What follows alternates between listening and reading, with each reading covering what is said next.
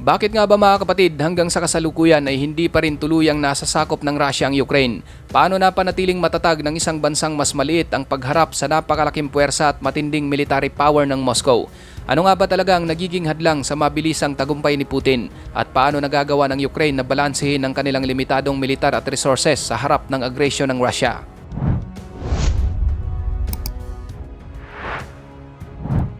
Mag-aapat na taon na nang simula ng Russia ang malawakang pagsalakay sa Ukraine noong 2022. Ngunit hindi pa rin tuluyang nasasakop ng Moscow ang buong teritoryo ng bansa. Marami ang nag-aakala noon na mabilis lamang babagsak ang Kiev dahil sa laki at lakas ng militar ng Russia kumpara sa Ukraine. Ngunit kabaliktaran ang nangyari. Sa halip na isang mabilis na kampanya, ang digmaan ay naging isang mahaba, komplikado at madugong labanan ng attrition, kung saan ang parehong panig ay unti-unting nauubos ang lakas, kagamitan at tauhan. At habang tumatagal ang labanan, lalo ring nagiging masalimuot ang mga estratehiya at mas tumitindi ang epekto nito sa mga sibilyan at sa pandaigdigang ekonomiya. Unang-una mga kapatid, nagkamali ang Russia sa kanilang paunang kalkulasyon. Inaakala ni Putin na mabilis na babagsak ang pamahalaan ng Ukraine at magkakaroon ng agarang political collapse kung magsisimula na ang malawakang opensiba ng Russia. Naniniwala rin si Putin na mawawala ng koordinasyon ang depensa ng Ukraine at hindi makakatagal sa harap ng mas malaking puwersa ng Russia. Ngunit hindi ito ang nangyari. Sa halip, nananatiling buo ang liderato ni Volodymyr Zelensky at pinili nitong manatili sa Kiev sa gitna ng panganib. At ang moral at determinasyon ng Ukrainian forces ay naging mas matatag kaysa sa inaasahan ng Moscow. Halimbawa, sa halip na panghinaan ng loob, nagkaisang bansa at mabilis na nag-organisa ng depensa sa iba't ibang rehiyon.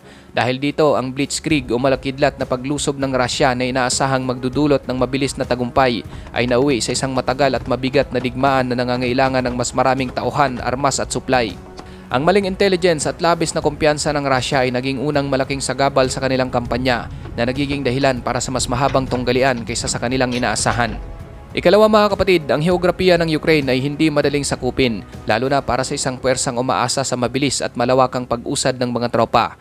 Ito ay isang malawak na bansa na may halong malalaking urban centers, mahahabang ilog, makakapal na kagubatan at malalawak na bukirin na parehong maaring maging kalamangan at kahinaan depende sa sitwasyon. Ang ganitong kombinasyon ng terrain ay nagpapahirap sa tuloy-tuloy na operasyong militar, lalo na kung ang layunin ay kontrolin at panatilihin ang nasasakop na mga lugar. Ang paghawak ng teritoryo ay nangangailangan ng napakaraming tropa at matatag na logistic support upang masigurong may sapat na supply ng pagkain, bala, gasolina at medikal na tulong. Hindi sapat ang isang mabilis na paglusob, kailangan ng tuloy-tuloy na supply lines at reinforcement upang mapanatili ang kontrol sa bawat lungsod at probinsya. Sa mga lungsod tulad ng Kiev, Kharkiv at Odessa, nagiging mabagal, magastos at lubhang mapanganib ang urban warfare dahil sa masikip na kalsada, matataas na gusali at posibilidad ng ambush. Ang ganitong uri ng terrain ay natural na nagbigay ng depensa at lalim sa Ukraine resistance na nagbigay sa kanila ng mas maraming pagkakataon upang pahinain at pabagalin ang pag-usad ng mga puwersa ng Russia. Maliban sa mga yan, ang tulong ng kanluran ay naging isang tunay na game changer sa takbo ng digmaan. Mula sa mga anti-tank missiles tulad ng Javelin hanggang sa mas sopistikadong air defense systems gaya ng Patriot at iba pang modernong kagamitan. Ang mga sandatang ito ay hindi lamang nagdadagdag ng firepower, kundi nagbigay din ng kakayahang pigilan at pabagalin ang mga opensiba ng Russia, lalo na sa mga critical na yugto ng labanan. Bukod sa mga armas, nagbigay din ang kanluran ng intelligence sharing, satellite imagery, real-time data at malawakang training para sa mga sundalong Ukrainian. Ang ganitong suporta ay nagpaangat sa antas ng koordinasyon at estratehiya ng Ukraine sa battlefield at bagamat hindi man direktang nakikidigma ang NATO bilang isang organisasyon, ang patuloy naman na tulong nito ay malinaw na nagpataas ng kakayahan ng Ukraine na lumaban at magtagal sa digmaan.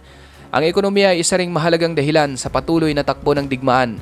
Bagamat mas malaki ang ekonomiya ng Russia kumpara sa Ukraine, hindi naman ito nakaligtas sa epekto ng malawakang mga sanksyon ay pinataw ng kanluran at iba pang mga bansa. Nabawasan ang access ng Russia sa mga high-tech components, partikular sa semiconductors at advanced machinery na mahalaga sa modernong armas at military equipment. Dahil dito, ang defense industry ng Russia ay napilitang humanap ng alternatibong supply chains at magtipid sa ilang aspeto ng produksyon. Bagamat hindi ito nangangahulugang tumigil ang kanilang kakayahan, ngunit malinaw na mas naging komplikado at magastos ang pagpapatuloy ng malawakang military operation, samantalang ang Ukraine ay patuloy na tumatanggap ng tulong pinansyal mula sa mga kaalyado upang mapanatili ang operasyon ng gobyerno. Mayroon ding mga problema ang Russia sa manpower at moral habang tumatagal ang digmaan. Habang lumalaki ang bilang ng casualties at napipinsalang kagamitan, kinakailangan itong magpatupad ng partial mobilization upang mapunan ang kakulangan ng tropa at mapanatili ang operasyon sa iba't ibang front. Ang hakbang na ito ay nagdulot ng iba't ibang reaksyon sa loob ng bansa, kabilang ang mga ulat ng pag-iwas sa conscription, pag-alis ng ilang mamamayan at pag-aalinlangan sa direksyon ng digmaan.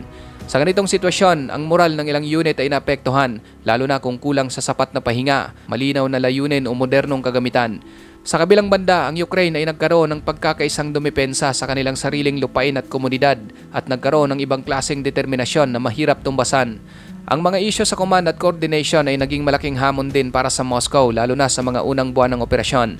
Sa unang yugto ng digmaan, lumalabas ang mga ulat tungkol sa kakulangan sa maayos na komunikasyon sa pagitan ng iba't ibang unit, pati na rin ang mga problema sa mismanagement ng logistics at supply lines.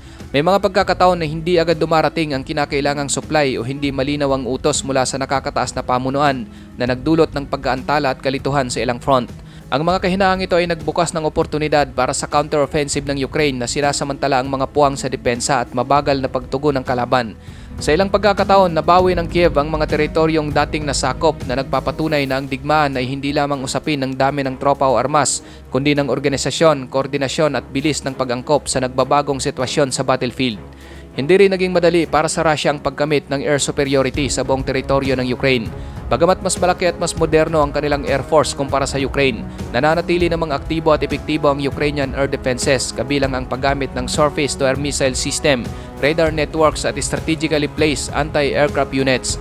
Ang kombinasyon ng mga traditional na mga air defense system at makabagong taktika tulad ng paggamit ng drones para sa reconnaissance at mobile missile system ay nagpahirap sa Russia air operation, nagdulot ng hindi inasahang mga pagkatalo at naglimita sa kanilang kakayahang magsagawa ng tuloy-tuloy na aerial bombardment. Hindi nakamit ng Moscow ang ganap ng kontrol sa himpapawid na isang kritikal na salik sa modernong digmaan. Dahil dito, naging mas mabagal, mas mapanganib at mas magastos ang kanilang mga ground offensive dahil hindi ligtas ang mga tropa at kagamitan sa lupa. Ang kakulangan ng air supremacy ay nagkaroon ng ambag sa patuloy na pag-aantala ng kanilang layunin at nagbigay ng puwang sa Ukraine na magplano at magsagawa ng counterattacks. Ang digmaan, mga kapatid, ay unti-unting naging isang war of attrition kung saan ang parehong panig ay nakaranas ng malalaking casualties at patuloy na pagkaubos ng kanilang resources. Dito malinaw na nakalamang ang Ukraine dahil sa tuloy-tuloy at maasahang suporta mula sa kanluran, kabilang ang armas, pinansyal na tulong, intelligence at training. Habang tumatagal ang digmaan, mas nagiging komplikado ang politikal at estratehikong pagdedesisyon para sa Russia na kailangang harapin ang matagal na pagkonsumo ng kanilang lakas at limitadong resources. Ang inaasahang mabilis na tagumpay ay napalitan ng isang matagal at mabigat na pag-ubos ng enerhiya, tao at kagamitan na nagpapatunay na sa modernong digmaan, ang tibay, koordinasyon at suporta mula sa labas ay napakahalaga na katulad ng lakas ng armas at bilang ng tropa. Mayroon ding kritikal na aspeto ang global perception sa pag-usad ng digmaan. Ang agarang pagkondena ng maraming bansa sa United Nations sa iba pang international na forum ay naglagay ng matinding diplomatic pressure sa Moscow na naglimit sa kanilang mga opsyon sa pakikipag-alyansa at kalakalan. Bagamat may ilang bansa na nananatiling neutral o patuloy pa rin ang pakikipagkalakalan sa Russia, ngunit hindi ito naging sapat upang mabawi ang malalim na reputational cost na dulot ng kanilang agresyong militar. Ang ganitong pagkilala at paghatol ng international community ay nagpapadagdag sa politikal at pang-ekonomiyang hamon na kinakaharap ng Russia sa loob at labas ng bansa. Ang Ukrainian innovation sa larangan ng drone warfare ay isa ring mahalagang elemento na nagbigay ng strategic edge sa kanilang depensa. Mula sa maliliit at madaling makuhang commercial drones hanggang sa mas sopistikadong long-range strike capabilities, malinaw na nagbago ang dynamics ng labanan sa lupa at himpapawid. Ang murang teknolohiyang ito ay nagdulot ng matinding pinsala sa mas mahal at mas komplikadong kagamitan ng Russia tulad ng tangke, artillery at supply convoys na nagpapabagal sa kanilang operasyon at nagpapataas ng gasto sa bawat engagement. At ang paggamit ng Ukraine ng asymmetric tactics na ito ay nagbigay sa kanila ng pantay na laban sa pagitan ng kanilang mas maliit laban sa mas malakas na puwersa ng Russia. Samantala ang Russia ay patuloy na umaangkop at nagbabago ng estratehiya habang tumatagal ang digmaan. Mula sa kanilang orihinal na plano ng mabilisang paglusob, lumipat ito patungo sa mas sistematikong pagkuha ng teritoryo lalo na sa silangang bahagi ng Ukraine. Nakatuon ang pansin ng Moscow sa rehiyon ng Donbas kung saan makakamit nila ang kontrol sa mga industriya ng lungsod at kritikal na pasilidad, pati na rin sa pagtatag ng secure na land corridor papuntang Crimea upang mapanatili ang komunikasyon at supply lines sa peninsula. Gayunpaman, ang mga incremental gains na ito ay hindi pa rin nangangahulugan ng ganap na pagsakop dahil kahit mayroong mga tagumpay ang Russia sa ilang lokalidad, nananatiling malakas ang depensa ng Ukraine at patuloy ang mga counter-offensive na naglilimita sa abot ng kanilang kontrol. Ang layunin ng ganap na pagsakop at pagkuha ng buong teritoryo ng Ukraine ay nananatiling malayo at puno ng komplikasyon at mas pinapalala pa ito ng kombinasyon ng heograpiya, matibay na depensa ng Ukrainian forces, tuloy-tuloy na international support at mga internal challenges sa Russia. Ang domestic politics sa loob ng Russia ay isa pang mahalagang dahilan na hindi maaring baliwalain sa pag-unawa sa kabuang dynamics ng digmaan. Kailangan ng Kremlin na maingat na balansehin ang military objective sa pampublikong perception sapagkat ang suporta o pagtutol ng mamamayan ay direktang nakakaapekto sa kakayahan nitong ipagpatuloy ang operasyon. Habang tumatagal ang digmaan, mas tumataas ang economic at social pressure mula sa pagtaas ng presyo ng bilihin, kawalan ng trabaho hanggang sa limitadong access sa imported goods at serbisyo na nagdulot ng tensyon sa loob ng bansa. Kapag humina ang moral ng mamamayan o tumaas ang pagtutol, lumalaki ang panganib ng domestic unrest at political na destabilization. Ang matagal na digmaan ay may kaakibat na political na panganib kung saan ang pagkabigo sa frontline ay maaring humantong sa pagbaba ng tiwala sa pamunuan at mas malalim na hamon sa panloob na pagkakaisa ng bansa. Sa ganitong paraan, malinaw na ang domestic politics ay isang mahalagang bahagi ng hidwaan na direktang nakakaapekto sa strategic decision at pangmatagalang plano ng Russia. Sa Ukraine naman, ang digmaan ay higit pa sa isang labanan para sa teritoryo. Ito ay naging usapin ng pambansang identity at kolektibong layunin. Mas lumalakas ang kanilang orientation patungo sa Europa at NATO na nagpapakita ng malinaw na pagpili ng bansa sa direksyon ng kanilang kinabukasan at kung sino ang kanilang kinikilala bilang kaalyado. Ang dating mas hati at magkakaibang political landscape ay naging mas unified na ngayon laban sa external threat na nagpatibay sa moral at koordinasyon ng pamahalaan at ng lipunan sa kabuuan. Ang ganitong pambansang pagkakaisa ay nagpapahirap sa anumang pagtatangka ng Russia na mag-install ng puppet government o manipulahin ang internal politics ng bansa. Sa huli mga kapatid, ang dahilan kung bakit hindi pa rin tuluyang nasasakop ng Russia ang Ukraine ay hindi maaring ihiwalay sa iisang dahilan lamang. Ito ay resulta ng komplikadong kombinasyon ng maling kalkulasyon ng Kremlin, matatag at maayos na depensa ng Ukraine, tuloy-tuloy na international na suporta at ang masalimuot na geopolitics na nakapalibot sa rehiyon.